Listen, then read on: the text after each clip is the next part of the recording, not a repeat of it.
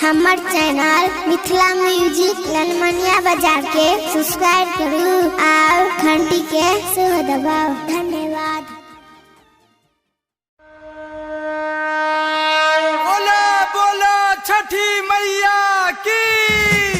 Perfect mobile centre ललमनिया बाजार। छाली के बने छठी घाटे खूब बढ़िया सजेबै सजा के। रे भाई सुना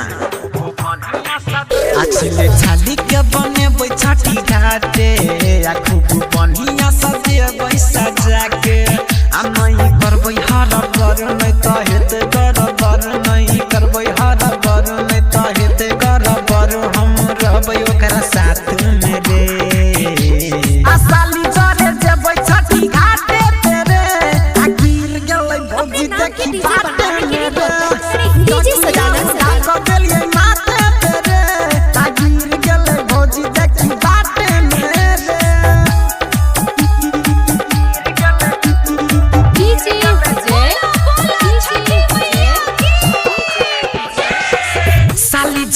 छठी घाटे पजेबै उनका संगे हम सेल्फी खिंचेबै।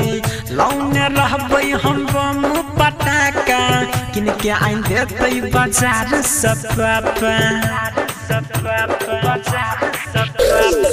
साली जरे छठी घाटे पजेबै उनका संगे हम सेल्फी खिंचेबै।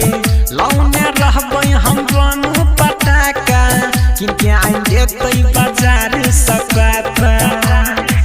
नहीं करबै गड़बड़ ओकरा बना लेबै लभर, नहीं करबै गड़बड़ ओकरा बना लेबै लभर। हम रहबै ओकरा साथ में रे।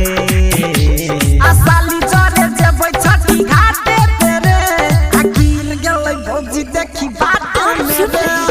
डीजे सदाना डीजे सदाना डीजे सदाना डीजे सदाना गिर गेलै भौजी देखी बात में रे।